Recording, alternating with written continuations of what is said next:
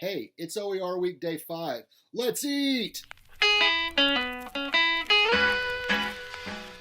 If you've been following along with the blog or the vlog this week, you know that one major component of my classroom is training students to be historians, and I do that through primary sources.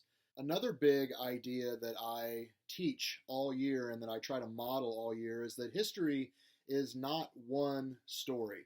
History is a collection of stories from different viewpoints, just as if playing a game of telephone, the more it is passed on through different people, the more it takes on different characteristics based on what those people put into it or what those people take away from an event.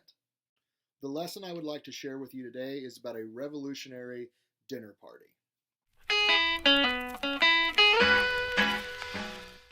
To prepare kids for the dinner party activity, I use the history labs from the University of Maryland, and the link will be in your Day 5 resources. But if you have not checked out this website, I just want to mention this to you. It is full of primary source-based, inquiry-based lessons. The things that are really important to me in my classroom, sourcing, context, corroboration, and close reading, all of those pair well with these history labs. So for this particular one, I use the Should the Colonists Have Revolted Against Great Britain? And if we click on this link, it will take us to a page that has the standards, the purpose, the background, the vocab, and you can see here. Now you could also click a printer-friendly PDF, which will have those same things, only in one document for you to use. Now, on the PDF, one thing I should mention to you is that although it tells you the materials that you will need and it tells you the order that you present these materials and how students work through them, you actually have to go back to the main page here in order to download the documents, and they are under resources.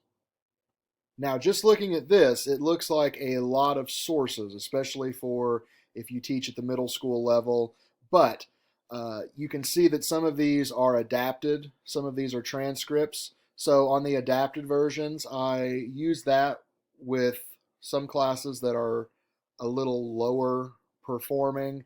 The transcript I used with the honors classes.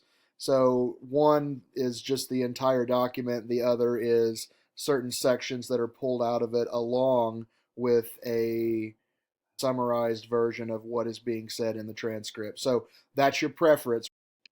Another thing to keep in mind is that this lesson is stretched out across 6 days. So on day 1, we looked at Thomas Paine. On day 2, we looked at James Chalmers and Plain Truth. On day 3, we looked at the female perspective. So we looked at Edenton Tea Party, A Society of Patriotic Ladies, and the letters from Abigail Adams and Deborah Champion. On day 4, we looked at Native America. Day 5, we looked at African Americans. And then on day 6, we put everything together and compared what we had, and we picked out different perspectives and different reasons on why people would support or oppose independence from Great Britain. Upon completing our investigation of primary sources and figuring out the different perspectives and rationale behind people either supporting or opposing independence, I have students plan a revolutionary dinner party. So the scenario I give them is they are going to invite all of the people that we looked at in the previous lesson from the history labs. And they are going to have to seat them according to their views on independence or their gender or their ethnicity, their race, their lot in life, their financial standing. They're going to have to come up with their own categories and their own rationale behind seating these people. But what we want to avoid is a major fight happening at our dinner. So what I give them is just a breakdown and a reminder of what we talked about and who we talked about. So included are everybody that is mentioned in the primary sources from the history labs: Thomas Paine, James Chalmers, Abigail Adams, or Deborah Champion, because one half looked at Abigail, one half looked at Deborah. Joseph Brant, the Mohawk Indian, James Forten, a free African American man, and Tobias, who is either an enslaved African American in Connecticut or an enslaved African American in Virginia. And you could make a decision on which you would use, or you could use both.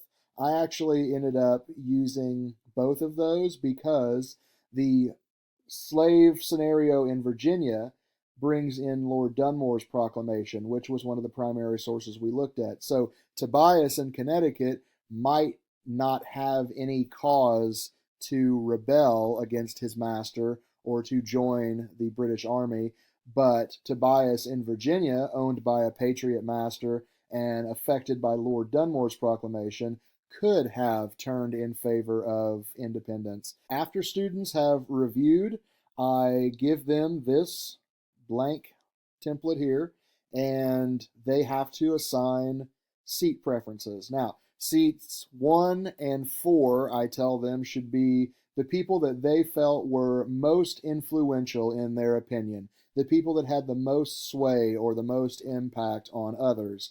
And then around the table, they just work filling in. So every student has to assign a guest to a certain seat, and then they have to explain why they put them there. So why did they set the person in seat number 1 next to 2 and 6? And why did they set them all the way across from number 4? Why did they put the person in seat number 4 in seat number 4? What did they do that was so influential or that made such an impact? Okay, there are 2 days left of OER week, and tomorrow on day 6, I want to share with you a very low-tech way to bring STEM into the history classroom. Thanks for watching OER week day 5. The links for the vlog from days 1 through 4 are in the description below, so make sure to check that out, and hopefully I will see you all tomorrow.